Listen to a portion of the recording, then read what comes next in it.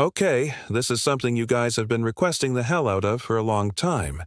It took a lot of time, but I finally found 3 stories that take place during school lockdowns. The first one is from a Reddit user. It was a typical boring day in calculus. Only, it was Friday, 7th period, meaning the week was almost over and spring break would finally be upon us, so everybody was getting antsy in their seats. I could tell we didn't have a test that day. Like a lot of my friends did with their other teachers, our teacher in the middle of class just decided to start playing games with us on Sporkle. Calm. He was a very laid-back teacher like that. As we were doing some brand logo quiz on Sporkle, I remember the exact moment it happened. Right after my friend answered a question, I remember the exact answer to Adidas. The dean's voice came through the loudspeaker. He sounded panicked and frantic as he told all the teachers this was not a drill and to go into lockdown. I actually got the chills and I got goosebumps on my arms as our usually laid-back teacher, too, seemed panicked as he quickly tried to lock the classroom door. We were all pretty scared sitting there as we heard over the intercom what sounded like screams and people running around the school. Then we heard another announcement over the intercom saying that we should stay quiet and that help was on the way. My math teacher stayed by the door making sure no one got in while we all sat in silence. I remember hugging my best friend, who was 2 seats down from me, because we were just so scared and we didn't know what was going on.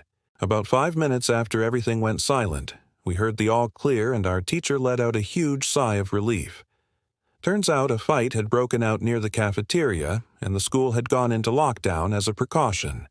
My school never went on lockdown when I was there, so this story really gives me the willies because I know how chaotic and scary they can be. Now, for the second story, we have a tweet from someone named Dominic Valenciana. I'm going to read this one because it's just absolutely insane.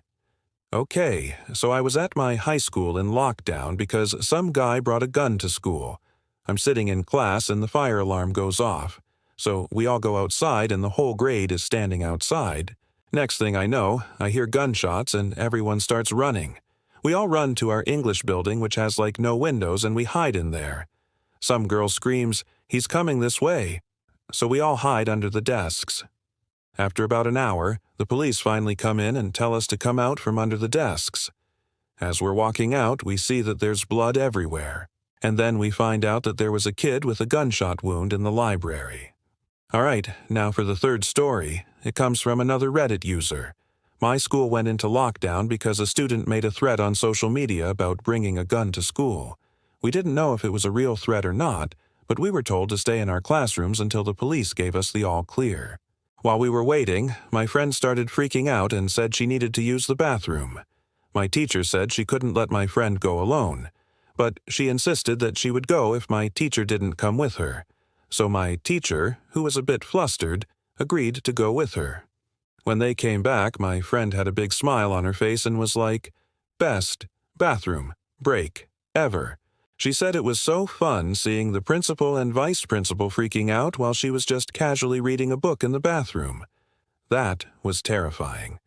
Anyway, thank you so much for listening, and I will see you in the next video. Bye. The lights suddenly went out. I heard a loud bang on the door and a blood-curdling scream. I grabbed onto my friend's arm so tightly that I'm pretty sure I left bruises. He ran to turn off the lights and ushered us to the back corner of the room. We all sat in silence for about 2 minutes, and then the usual buzzing that came from a panel in the back of the room seized up, indicating that the school must have cut all the power. We all looked at each other, realizing this must be serious. A few more minutes of awkward silence later, we heard a man screaming at the top of his lungs coming down the hallway. 2 girls in the class actually started crying, which made all of us even more scared as the screaming got closer to the classroom. The man's voice sounded like a mix between a wounded animal and nails on a chalkboard. He started banging on the lockers while screaming, "All of you, all of you." It was at that moment that I started to fear for my life. My teacher shushed us as we all looked at each other to see our peers' reactions. Some were scared, some were confused, and one girl was fanning herself with a sheet of paper. The banging then moved from the lockers to our classroom door, and that is when one of the crying girls screamed, "No!" The banging on the door only grew worse as the man started screaming, "Open up! Open up!" Two of the girls in the class were crying out loud now. It felt like an eternity. That. Then, just as suddenly as it began, the noise outside the door stopped. We all let out a breath we didn't know we were holding. My teacher slowly got up and turned the lights off and on again. She told us to stay seated as she went to go check out what was going on. A minute later, she came back with a wild look on her face and said, "Everyone, pack your things. We're leaving." As we all started to gather our things, she called the office to let them know that we would be leaving early. As we were filing out the door, I saw a group of students and teachers standing by the lockers. They all looked somber and whispered amongst themselves as they watched us leave. My friend and I looked at each other and then back at the school. We didn't know it at the time, but we were never coming back to that school again. This actually happened to me when I was a student. I was in my last year of high school, and we had just finished our final exams. So all of the grades from the final exams were being recorded by the school secretary in the front office. My friends and I were walking down the hallway and we heard someone pounding at the front door. The door was made of glass, and the hallway was very long and narrow with doors on either side of it. So we couldn't see what was on the other side of the glass door, but we could hear someone clearly banging on it and yelling. My friends and I stopped and stared at the glass doors for a good minute trying to figure out what was going on. Then we started hearing what sounded like screams in the distance. We couldn't make out what the person was saying, but it didn't sound good. Then the man started pounding on the door again, but he eventually finally continued down the hallway. We could still hear him screaming like a mentally insane person until we could not hear him anymore. I'd say 10 minutes later, though it felt like half an hour given the situation. The dean came back on the loudspeaker explaining the situation, which was surprising for him to do. He explained that some apparently mentally unstable person entered the building and assaulted the woman sitting at the front desk, causing her to flee the building screaming, and staff wasn't sure if the man was armed or not. Now, this was before the school had cameras or could afford proper security. So the school was basically a prison with a very underpaid and overworked staff. The staff had done a sweep of all the hallways and classrooms and couldn't find him, so the dean instructed the teachers to resume teaching, but to keep all the doors locked and to not let any students leave for any reasons. My friends and I were pretty scared at this point, so we decided to stay in the classroom until the police caught him or something. About 5 minutes after the dean made the announcement, the lights went out and we were sitting in this pitch-black room with the door locked. It was absolute hell. Eventually, the lights came back on and the class next door to us, which had a window, had their glass window smashed out.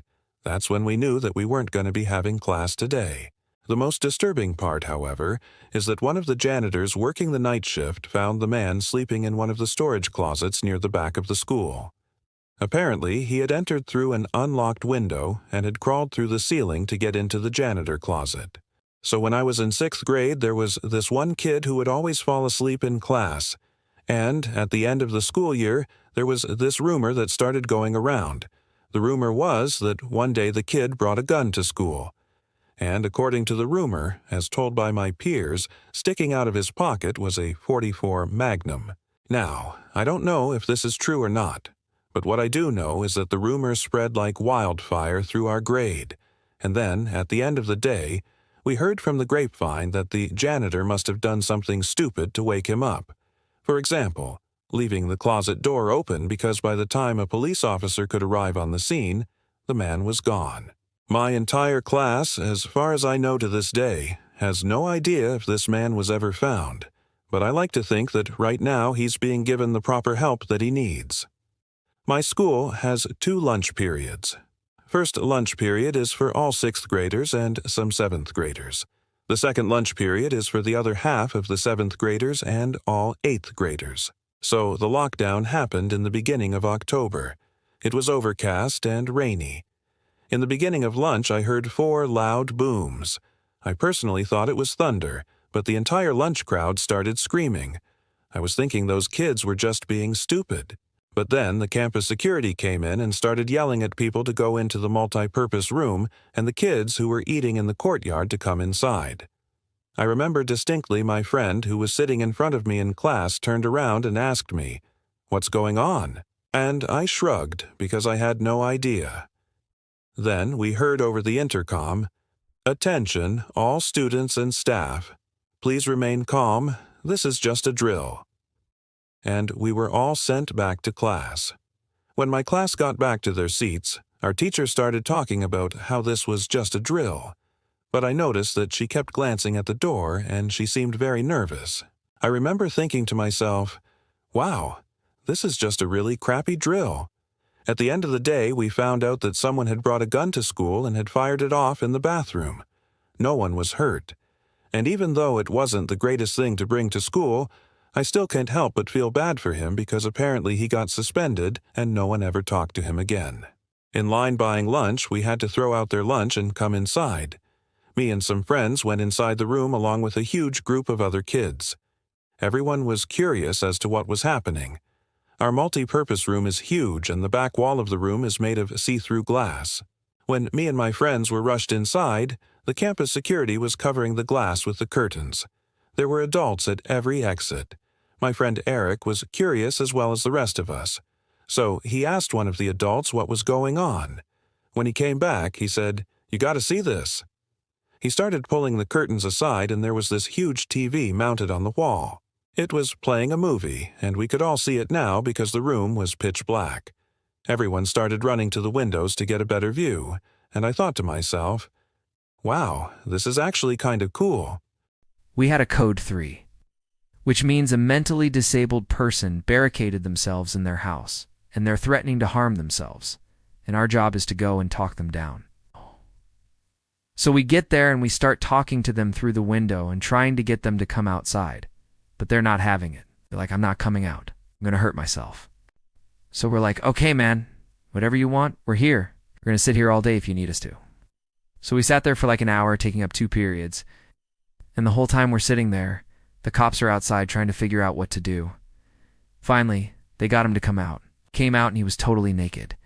And then they put him in the back of the squad car and drove him away. We don't know where he went or what happened to him. But yeah, that's what happened during Code 3. I work at a school, and this is the creepiest thing that has ever happened to me there. It was my first week on the job, and I was getting stuff from the printer room. It was on the 2nd floor, and as I walked past the classrooms one by one, I saw this man in his 30s at every window. I thought it was strange, but I just figured he was a new teacher. Later, I found out that the man lives next to my friend Brandy. She told me that last Halloween, she saw the same man at his window. He was shouting, "Come here, or I'll kill you." And Brandy, of course, assumed that it was just part of his Halloween costume. But after this horrific incident, we all knew that this man was not only mental, but that he was also a stalker. And we're all glad that he never got near us. I'm 22 years old, fresh out of college, and I recently got a job at my old high school as a teacher. Yeah, so I work as a computer intern at my school. My school's basement is incredibly messy and disorganized. There's a small 3-person office down there that's actually really nice. It has 3 nice big desks, 2 mini ridges, a flat-screen TV mounted on the wall, and oh, so satisfying air conditioning. A luxury the students and teachers cannot enjoy in the school. And, of course, all the school servers and other computery stuff. I got the job because 3 of my old computer teachers absolutely adored me.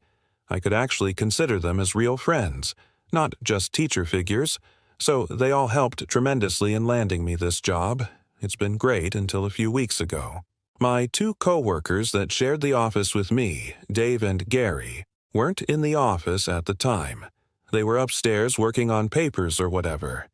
I was eating my sandwich during my lunch break when I got a phone call from one of the women in the front office telling me the school was on lockdown and that somebody possibly armed had entered the school. There wasn't much I could do. I just had to sit there and wait. About an hour goes by and I hear what sounds like screams in the distance. Then the lights flicker and die, plunging the basement into darkness. I instantly panic. What if this person finds me down here? What if they're looking for someone to, sacrifice? I don't know. Then I remember the old janitor, Big Tony, who retired last year. He always carried around a massive flashlight. It was his trademark. I think he even had a key to the janitor's closet, which was right down the hall from our office. I stumble around in the pitch black trying to find the closet. My fingers trace the outline of the door as I try to remember if I'm tall enough to reach the handle. I grab the doorknob and turn it. Relief floods through me as I stumble inside. I must have stayed in that closet for a good 20 minutes. Eventually, the sounds upstairs fade away and the lights come back on. I cautiously make my way back to my office, half expecting to find a crazed gunman sitting in one of my coworkers' chairs. But everything's fine. Turns out it was just a drill. The school's new security system had malfunctioned, triggering the lockdown and sending the staff into a frenzy. Safe to say that after that, no one was too happy about the new security system. Sorry about the cliffhanger from last week. I didn't realize I had hit the time limit for this video, so we're just going to jump right into it. So I was sitting there in the dark for about 20 minutes when I started to hear some commotion upstairs. It sounded like people were yelling, and then I heard some really loud footsteps. I sat up in my chair, and I was debating whether I should call out Gary or Dave and try to get some information, or if I should just be quiet and hope that whoever was up there didn't see me sitting in the office. I decided against calling out to them. I didn't want to draw attention to myself. Just then, the big basement door opened and the sound of footsteps came echoing down the stairs. I watched as a man in a blue shirt came running down the stairs. He was holding a flashlight and he was yelling, "Is anyone down here? Is anyone in the office?" I pushed my chair away from the desk and I crawled underneath the desk as he approached. "Hello," I called out in a shaky voice. Is everything okay up there?" The man with the flashlight looked around the office. He didn't see me. I heard him walk past the desk and over to the window. He was probably looking out to see if there was anyone in the parking lot. I held my breath as he walked around the office. I knew that if he saw me, he would probably try to help me. But right now, I wasn't sure that I wanted to be found. After what seemed like an eternity, he finally left the office. I heard him walk up the stairs, and then I heard the basement door close. I waited another minute before I got up from under the desk. I was very, very hungry at this point. I don't know how long I'd been fasting, but I was starting to feel weak. I made my way over to the desk and I turned on my computer. I was hoping that one of the guys would respond to my text messages, but they still hadn't. I checked the clock on the wall. It read 10:37 p.m. I'd been down here for almost an hour and a half. I was starting to get scared. What if this place wasn't safe? What if I was being kept here against my will? The door to the office opened and Gary poked his head in. "Hey, everything okay down there?" he asked. Yeah, I'm fine," I said. "What's going on?" We got a call from the police," Gary said. They want us to turn over all the security footage from tonight." "Oh, okay," I said. "Yeah, that makes sense." "Yeah," Gary said. "So, you want to come up topside or do you want us to bring you something to eat?" "Bring me some food, please," I said. "Okay," Gary said. "Be right there." As soon as the door closed behind him, I pulled out my phone and I started to text Dave. I needed to know what the hell was going on, and that's where we'll pick up next week. "Dave," it said, "dude, this is crazy. Some guy with a gun, Mr. Buckley, he's wearing a red shirt and hat. Whatever you do, don't come upstairs." I was about to read that text out loud to the man until I realized I looked up and I saw the man. He was staring at me. I don't know what to do. All I could think to do was run upstairs. A bullet ricocheted off something metal in the darkness. But thank God the bullet missed me and I made it. We were never supposed to find that basement exit. And the fact that we did and caught the man the second he opened the door, more good news. Our teacher, Mr. Buckley, survived. It was later determined that the man and Mr. Buckley had some beef for whatever reason, but that was never, ever revealed. All we know is that Mr. Buckley could not have done anything that would have warranted this kind of reaction, and I know that the sound of that gun will forever echo in my mind.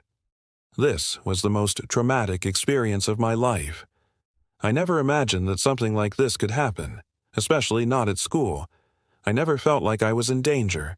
I never felt like I was going to die. But when I heard that gunshot, Everything changed. I don't want to be too dramatic, but it really felt like time stopped. All I could think about was my family and how I didn't get to say goodbye to them. I didn't get to tell them that I loved them.